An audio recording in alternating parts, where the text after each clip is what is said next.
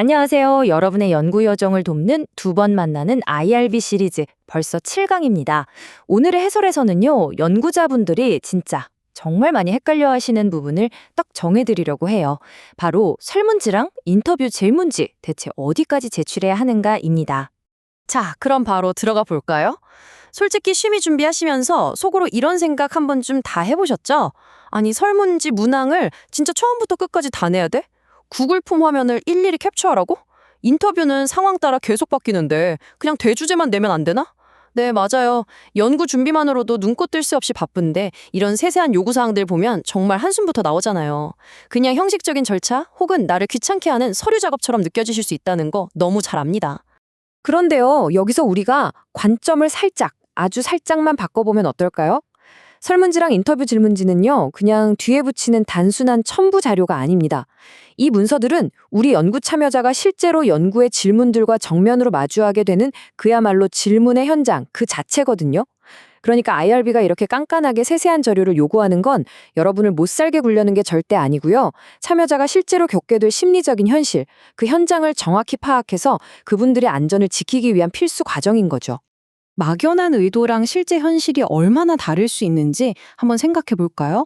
만약에 연구계획서에 그냥 덜렁 학업 스트레스 촉도 사용함 이렇게만 적어두면 IRB 입장에서는 이 참여자가 대체 어느 정도의 부담을 느낄지 전혀 알 길이 없어요. 그런데 막상 뚜껑을 열어봤더니 그 실제 질문지 안에 우울감이나 자살 생각 아니면 아주 민감한 질병 정보나 불법적인 경험을 묻는 내용이 숨어 있다면 어떨까요? 완전 다른 이야기가 되죠. 어떤 선택지가 있는지, 무조건 답해야 하는 필수 문항이 숨어 있는지를 직접 눈으로 확인해야만 참여자가 감당할 위험과 부담을 제대로 판단할 수 있는 겁니다. 이게 그 차이를 정말 기가 막히게 잘 보여주는데요. 단순히 질문 제목만 띡 있는 게 아니라 실제 질문 내용이 뭔지, 선택지는 어떻게 구성되어 있는지, 그리고 제일 중요한 필수 응답인지 아닌지가 명확하게 드러나야 해요. 연령을 묻는 1번 문항은 필수지만 학업 스트레스를 묻는 2번 문항은 선택으로 되어 있잖아요. 이렇게 구체적인 세부 사항들을 쫙 훑어봐야만 IRB는 개인정보가 너무 과하게 수집되는 건 아닌지, 문항 순서가 당황스럽진 않은지, 소요 시간은 적절한지 이런 진짜 실질적인 부담을 제대로 평가할 수 있습니다. 아, 그리고 여기서 진짜 많이들 하시는 오해가 하나 있어요. 우울 척도나 불안 척도 같은 유명하고 이미 다 검증된 검사는 그냥 이름만 적어내면 무사 통과 아니야? 아닙니다. 아무리 널리 쓰이는 유명한 척도라도 전체 문항을 다 확인해야 해요. 특히 주의하셔야 할 게 바로 저작권과 사용 승인 문제거든요. 유명한 척도라고 해서 연구자가 마음대로 무단 번역을 하거나 이 문항을 좀 빼도 되겠는데? 하면서 임의로 수정해버리는 건 연구윤리 측면에서 아주 큰 문제가 됩니다. 원저자 승인은 받았는지, 출처는 정확한지, 그리고 변형되지 않은 원본 문항 전체를 반드시 제출해 주셔야 합니다. 자, 요즘 구글 폼이나 서베이몽키 같은 온라인 설문 정말 많이 쓰시잖아요. 그런데 심의 서류 내실 때 폼 링크 딱 하나만 달랑 제출하시면 절대 안 됩니다. 왜냐하면 막상 심의하려고 링크를 눌렀는데 안 열리거나 권한이 없다고 뜰 수도 있고요. 심의 끝난 다음에 연구자라 내용을 싹 바꿔버릴 수도 있잖아요. 그래서 IRB는 처음부터 끝까지 전체 화면의 흐름을 봅니다. 첫 화면에 설명문이랑 동의 화면이 제대로 있는지, 동의함을 눌러야만 다음으로 넘어가는 구조인지, 질문 화면이랑 마지막 완료 화면은 어떤지, 참여자가 폰이나 PC로 보게 될 그 실제 화면 전체를 캡처하거나 PDF로 떠서 꼭 제출해 주셔야 해요. 여기서 진짜 많은 분들이 무심코 놓치시는 치명적인 보안 사항이 하나 나오는데요. 설문 다 끝나고 수고하셨다고 모바일 상품권 같은 거 보내드리려고 연락 좀 받으시죠. 이때 설문 맨 마지막 페이지에 그냥 기프티콘 받을 전화번호 적어주세요 하시면 진짜 큰일 납니다. 왜냐면 응답한 내용이랑 개인정보가 하나의 파일에 묶여버리잖아요. 익명성이 완전히 박살나는 거죠. 그러니까 설문이 싹 다 완료된 다음에 사례비 지급용 연락처는 아예 별도의 링크나 양식으로 넘어가서 수집하도록 물리적으로 두 개를 완전히 분리해 주시는 게 가장 안전하고 확실한 방법입니다. 우리 연구자들 마음 다 똑같죠. 결칙치 없이 아주 꽉 찬 완벽한 데이터를 얻고 싶으니까 모든 문항에 필수 응답 설정을 팍팍 걸어두고 싶잖아요. 하지만 잠깐만요. 이러면 참여자의 자율성이나 답변을 거부할 권리를 심각하게 해칠 수 있습니다. 특히 정신건강, 성적 재앙, 불법적인 경험, 아니면 직장 내 괴롭힘 같은 아주 민감한 정보에 무조건 답하라고 강요한다면 참여자 입장에서는 진짜 엄청난 심리적 압박을 받겠죠. 필수 응답 설정은 연구 대상자를 선정할 때 꼭 필요한 최소한의 기본 문항에만 아주 신중하게 쓰셔야 합니다. 그럼 이런 민감한 질문들을 아예 빼야 하느냐? 그건 아니고요. 다루는 요령이 있습니다. 우선 우리 연구 목적상 이 질문이 왜 반드시 필요한지 명확한 근거를 가지고 계셔야 하고요. 설문 초반에 갑자기 이런 무거운 질문이 훅 들어와서 사람 놀라게 하면 안 되겠죠. 그래서 문항 전에 지금부터 나오는 질문은 답변하기 불편하시면 언제든 넘어가셔도 됩니다 같은 약간 쿠션 역할을 해주는 사전 안내문을 꼭 넣어주세요. 그리고 제일 중요한 거. 응답하고 싶지 않음이나 해당 없음이라는 선택지를 딱 만들어둬서 참여자가 마음 편하게 질문을 건너뛸 수 있는 탈출구를 열어두셔야 합니다. 자, 이제 분위기를 좀 바꿔서 질적 연구를 위한 인터뷰 질문지로 넘어가 볼게요.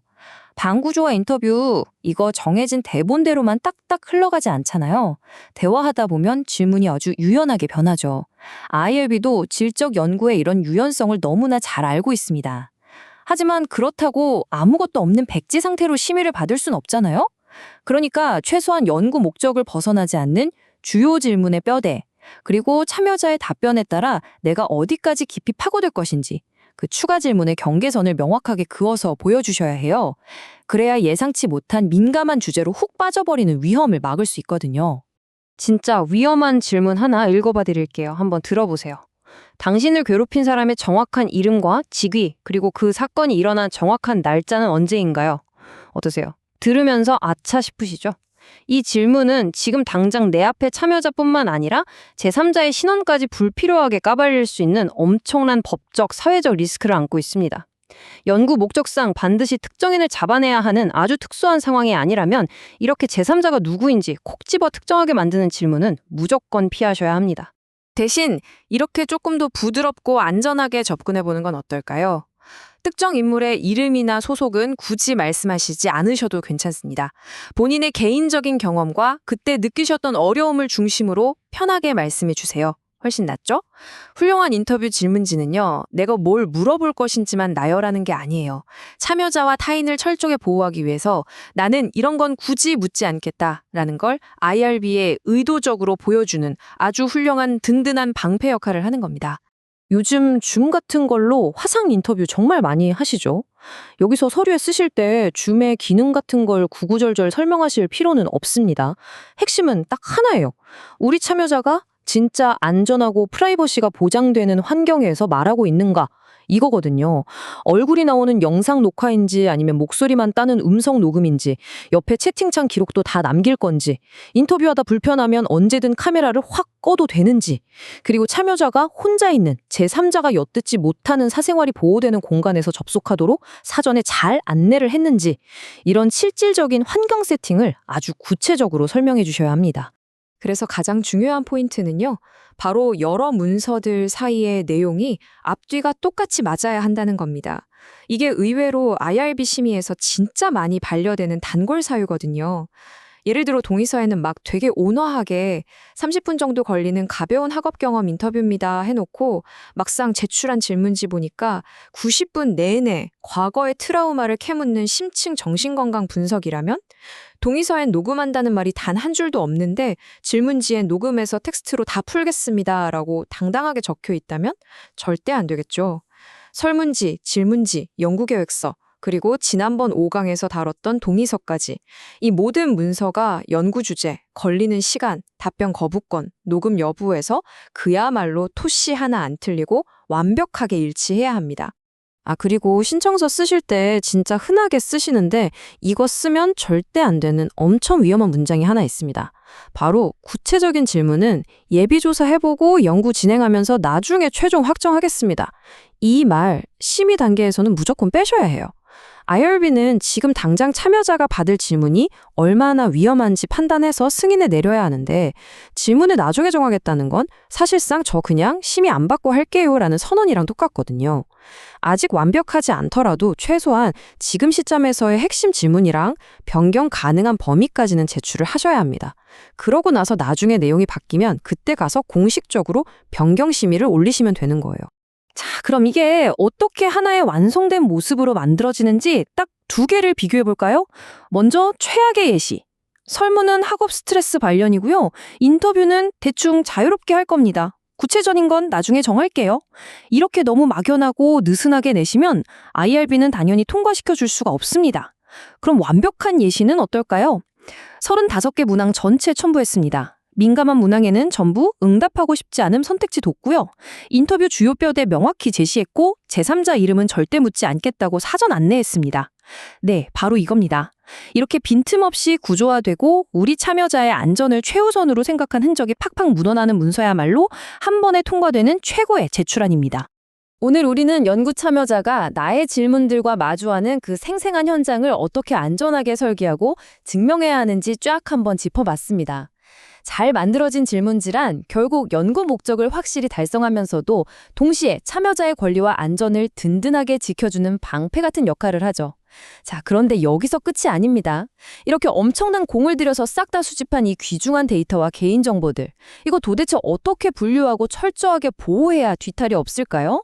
다음 해설에서는 연구자가 진짜 꼭 알아야 할 개인정보 수집 항목 정리와 완벽한 보호 방안에 대해 아주 속 시원하게 파헤쳐 보겠습니다. 오늘 해설도 끝까지 함께 해주셔서 정말 감사합니다. 다음 해설에서 뵐게요.